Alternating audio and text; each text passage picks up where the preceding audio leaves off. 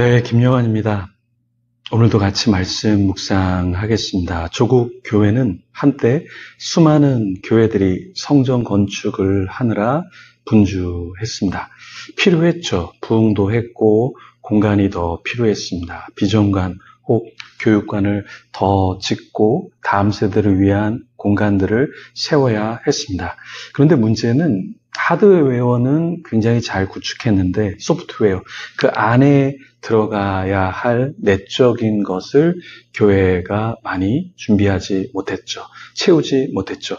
부흥에서 사람들은 몰려왔지만 그 몰려온 사람들의 내적인 성전을 짓는 데는 손 놓고 있었던 교회들이 상당했습니다.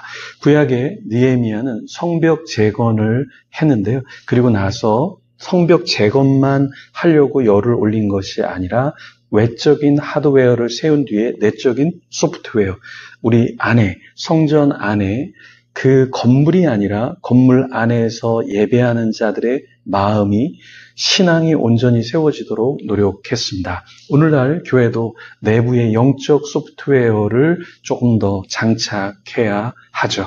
최근 김호중이 쇠파이프로 누군가를 때리려고 한 영상이 화제되고 있습니다.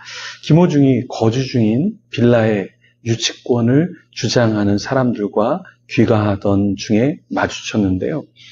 시비가 붙었다고 했죠. 당시 소속사는 오해로 인한 말싸움 정도였고 폭행은 없었다, 이렇게 발표했었습니다. 또한 양측이 화해하고 해프닝으로 그냥 잘 끝났고 정리됐다, 이렇게 이야기했는데요. 그런데 최근에 다시 이 내용이 세상에 알려지게 되었죠. 그 당시 쌍욕을 하는 내용이 또 쇠파이프로 때리려고 했던 그런 모습이 적나라하게 드러났습니다. 김호중 문제가 무엇이었죠? 노래의 실력은 있었지만 내면이 아직 더 다듬어져야 했던 것이죠. 김호중은 믿는 크리스찬이라고 했고 또 큰 교회에서 특송도 했었습니다. 그런데 2024년 올해 음주 후 뺑소니 사건이 있었죠. 그런데 그것을 숨기려고 했고 매니저에게 덮어 씌우려고도 했습니다. 거짓말을 했고 또 다른 거짓을 더하려는 모습이 국민들의 인상을 찌푸리게 했죠. 그런데 이런 일이 김호중에게만 있었던 것은 아니죠. 우리에게도 있을 수 있습니다. 우리는 어떤 존재인가, 어떤 성전으로 우리 자신을 하나님 앞에 드리고 있는가 우리가 살펴봐야 하는 것이죠. 구약의 느헤미야 시대도 예루살렘 성벽 재건 후 예루살렘 인구를 재정착시키는 작업을 했고요. 그런 뒤에 종교적 제도를 재정비하려고 했습니다. 그러면서 사람들을 온전히 세우려고 했죠. 그 내용을 같이 들여다 보겠습니다. 느헤미야 12장 1절부터 21절까지의 말씀인데요. 먼저 1절부터 7절까지의 말씀 같이 읽겠습니다.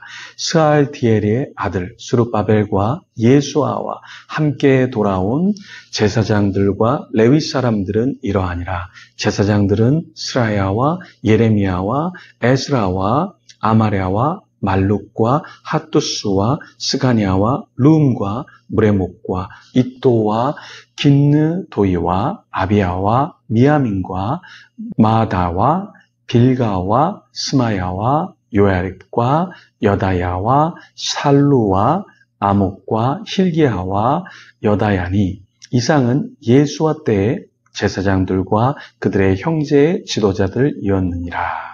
자, 여기에 스룹바벨과 및 예수아는 어떤 인물이었죠? 이들은 바벨론으로부터의 제1차 귀환을 주도했던 정치적, 종교적 지도자였죠.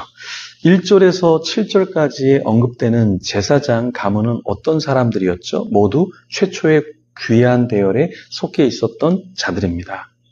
그렇다면 우리도 내가 어떤 대열에 속해 있는가, 우리 자신을 좀 돌아보면 좋겠습니다. 세상의 대열에 서 있고 거기에 열중하고 있는 사람인가? 아니면 나는 하나님 앞에 어떤 대열에 서려고 노력하는 자인가? 말씀, 기도, 찬양 그 대열에 내가 서려고 하는 것인가? 우리 자신을 좀 돌아보면 좋겠습니다. 세상 라인, 하나님 말고 또 어디에 우리의 마음을 더 쏟고 있는 것이 아니라 먼저 하나님께 우리의 마음을 더 쏟아내기를 소망합니다. 오늘 본문의 12절부터 21절의 명단은 어떤 사람들이었죠? 느헤미야 초기 시대의 제사장 가문의 명단이었습니다. 느헤미야 10장 2절에서 8절에는 어떤 명단이 적혀 있었죠? 느헤미야 후기 시대의 제사장 가문의 명단이 적혀 있었습니다. 그렇다면 오늘 본문의 8절의 레위 사람들 중 일부는 어떤 일을 맡았을까요? 함께 찬송하는 일을 맡았습니다. 제사장들, 레위 사람들 중에 일부는 찬송하는 일을 맡았는데요. 예배의 일을 감당했던 것이죠. 그렇다면 우리 자신은 하나님을 예배하는 21세기 레위인으로 예배를 위해 어떤 섬김을 감당해야 할까요? 제가 어떤 분이 목회자가 제사장이니까 더 리더십을 발휘하고 영적으로 더 거룩해야 하지 않을까 이렇게 이야기하니까 어떤 분이 댓글로 모두가 다 제사장인데 왜 구약에 묶여있냐 이렇게 말씀하셨는데 네, 맞는 말입니다. 오늘날의 우리 목회자만, 선교사만 영적인 제사장이 아니라 우리 한 명 한 명이 예수 그리스도 안에서 영적인 제사장이죠. 그렇기 때문에 우리 한 명 한 명이 다 어떤 존재여야 하죠? 예배를 섬기고 하나님 앞에 거룩해야 하는 그런 존재인 것이죠. 10절 말씀에 예수와 엘리야십, 요나단은 누구였을까요? 예수와는 스룹바벨과 함께 바벨론에서 돌아온 대제사장이었고요. 예수와 이후 엘리야십이 대제사장이었습니다. 이런 사실은 느헤미야 3장 1절을 통해 알 수 있고요. 요나단이 대제사장이었던 사실은 엘레판틴 파피라이라고 하는 고대 문헌을 통해서 우리가 알 수 있습니다.